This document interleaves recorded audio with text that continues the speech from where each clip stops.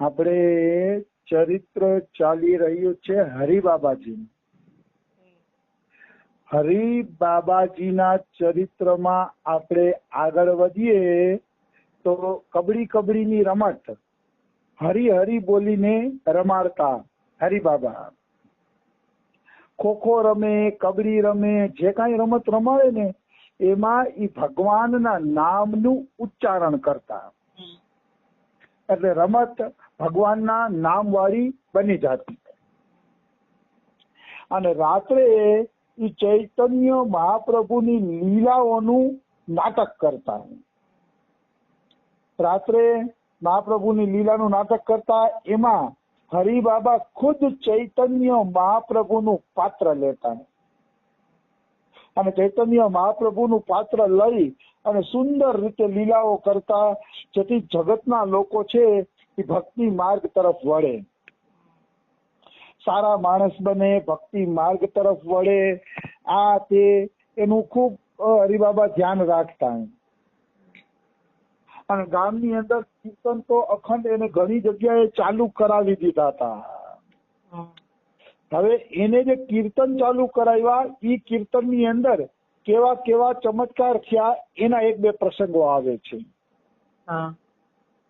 એક વખત હરિબાબાના ક્ષેત્રની અંદર છે ને દુકાળ પડ્યો, અને એવો દુકાળ પડ્યો કે માણસો અનાજના દાણા માટે તરસવા લાગ્યા.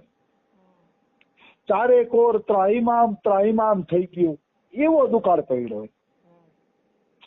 એટલે બધા લોકો ભેગા મળી અને હરિબાબા પાસે આવે છે.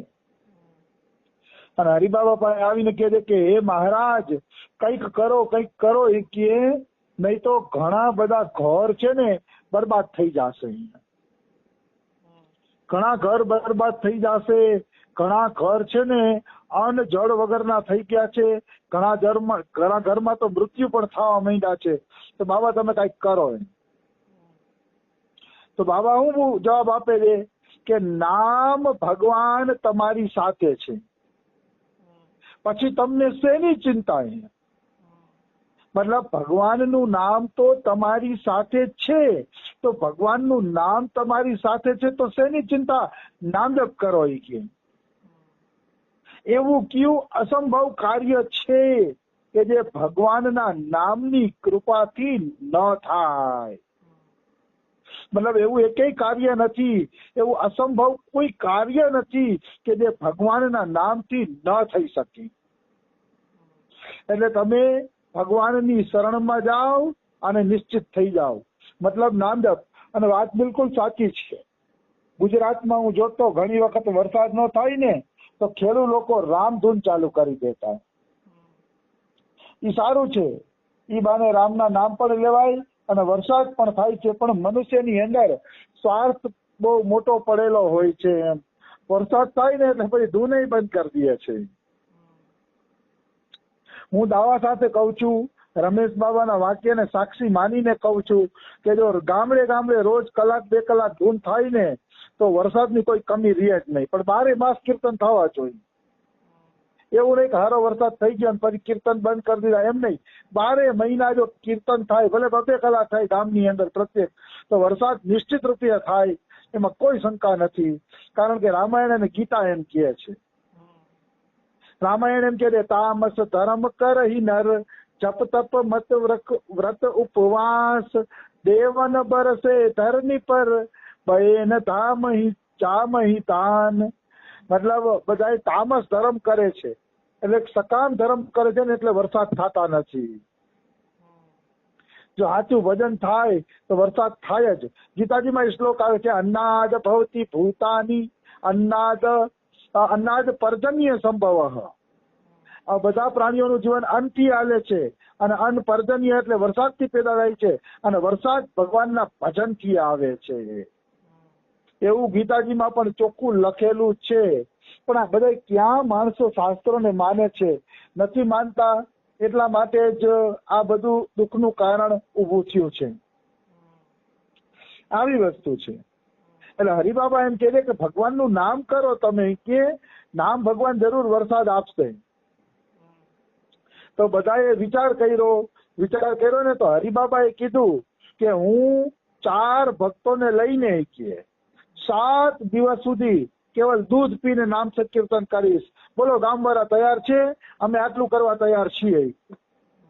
તો ગામવાળા કે અમે પણ તૈયાર છીએ.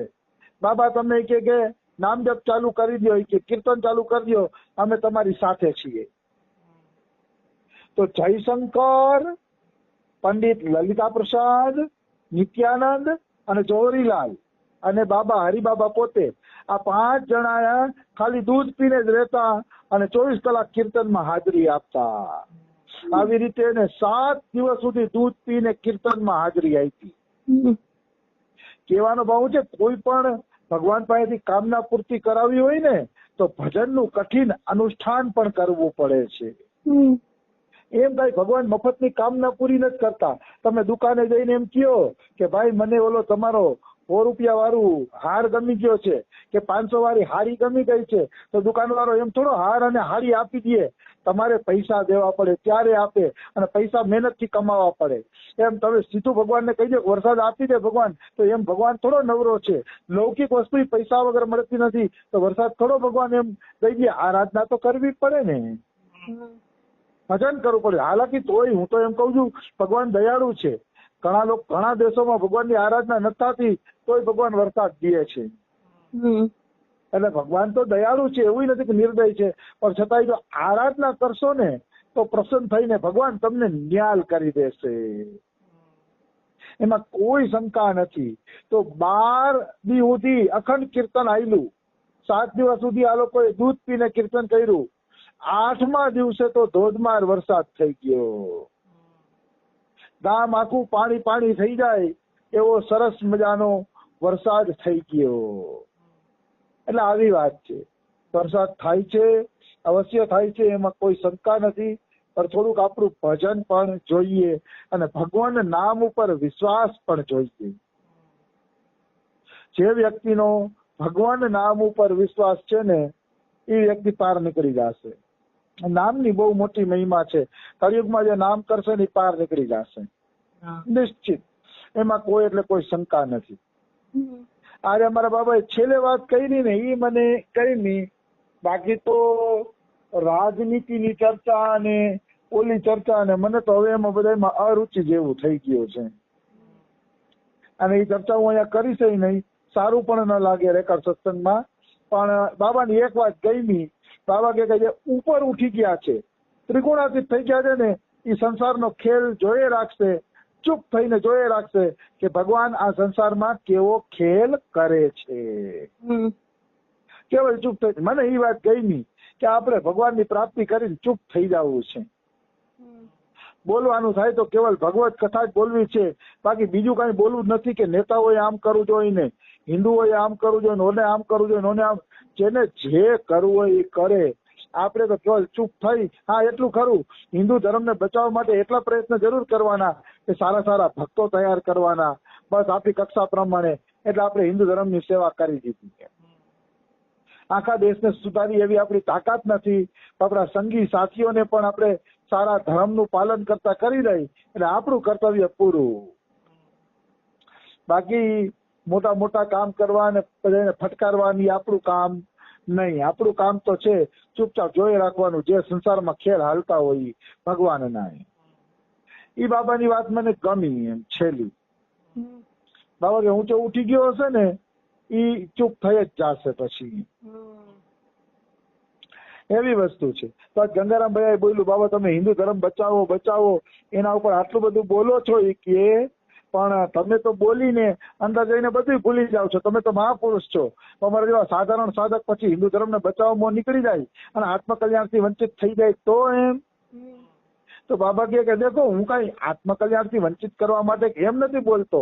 બાબા કે મારો કહેવાનો ભાવ એવું છે કે ધર્મ પ્રત્યે તમે બધા જાગૃત થાવ અને તમારી રીતે ધર્મનું પાલન કરીને સારા માણસ બનો, બસ એટલા માટે હું બોલું છું. બાબા કે હું કઈ તમને ગરમ કરવા માટે કે વિરોધ કરવા માટે કે હિન્દુ ધર્મ માટે લડાઈ કરવા કે એના માટે નથી બોલતો. બાબા કે હું એટલા માટે બોલું છું કે જે મારો સત્સંગ સાંભળે છે કમસે કમ જાગૃત થાય, હિન્દુ ધર્મને સમજતો થાય અને શુદ્ધ હિન્દુ બની જાય.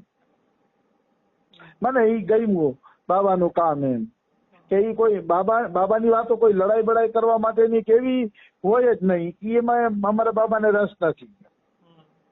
પણ ઈ એમ કહેતા હોય કે શુદ્ધ આપણે હિન્દુ ધર્મ શીખીએ, શુદ્ધ હિન્દુ બનીએ. એટલે અમારા બાબાએ માનો 10,000 ને દીક્ષા આપી હશે, તો 10,000 જો શુદ્ધ હિન્દુ ધર્મ પાલન કરતા થઈ જાય ને, એટલે હું એમ માનું છું કે ભયો ઘણું કામ કરી નાખ્યું. પછી ભલે આપણે આખા જગતને સુધારી ન શકીએ, 10,000 વ્યક્તિને સુધારવા કઈ જેવી તેવી વાત નથી. આવી વસ્તુ